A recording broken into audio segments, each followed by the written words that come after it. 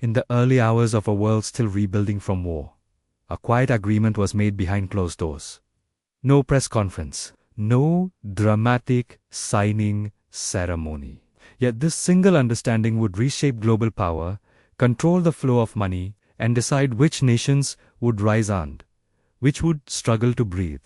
Most people never heard about it, but every dollar you touch today still carries its shadow.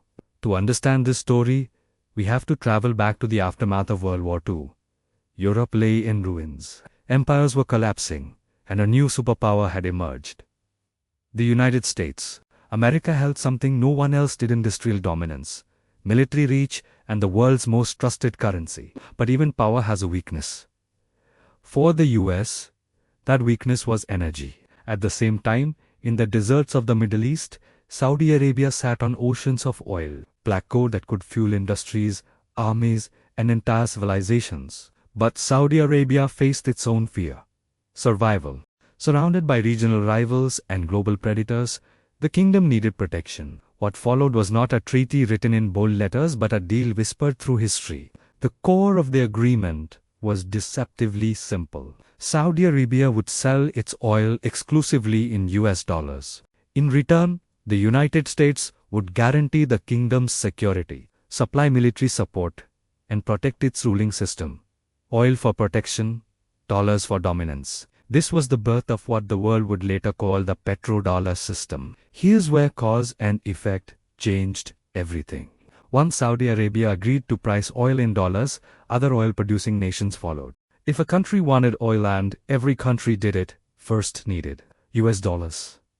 This created artificial global demand for the American currency. Nations had to hold dollars in their reserves, trade in dollars, and borrow in dollars. The dollar stopped being just America's money. It became the world's money. With this system in place, the United States gained an extraordinary advantage. It could print dollars to buy real goods: oil, labor, resources, while other nations had to earn or borrow those same dollars. Debt flowed outward, power flowed inward. Wall Street grew, US influence spread into banks, governments, and markets across the globe. But there was a darker side. Countries that challenged this system often faced consequences. When leaders hinted at selling oil in another currency, tensions followed. Sanctions, destabilization, sometimes war. The message was subtle but clear. The system must remain intact, not through force alone, but through fear, dependence, and financial gravity.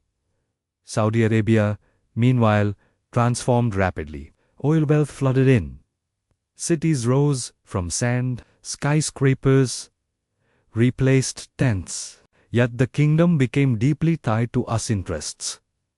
Its security, its military, even parts of its economy leaned on American systems.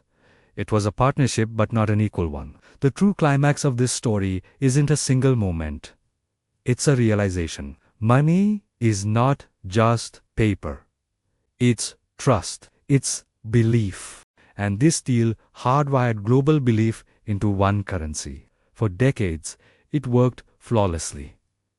But cracks began to appear. New powers emerged. China rose. Digital currencies appeared. Oil was no longer the only source of energy.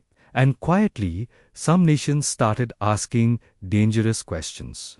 What happens if oil is sold in something other than dollars? What happens if trust shifts? What happens if belief breaks? Today, echoes of that original deal still shape inflation, wars, alliances, and economic crises. When the dollar strengthens, nations suffer. When oil prices rise, governments shake. These are not accidents. They are aftershocks of a decision made generations ago in silence. The most powerful systems are not always the loudest. Sometimes they are built quietly, one agreement, one promise, one currency at a time. And long after the signatures fade, the consequences remain. The world you live in today was not shaped only by battles and borders, but by a deal most people never knew existed.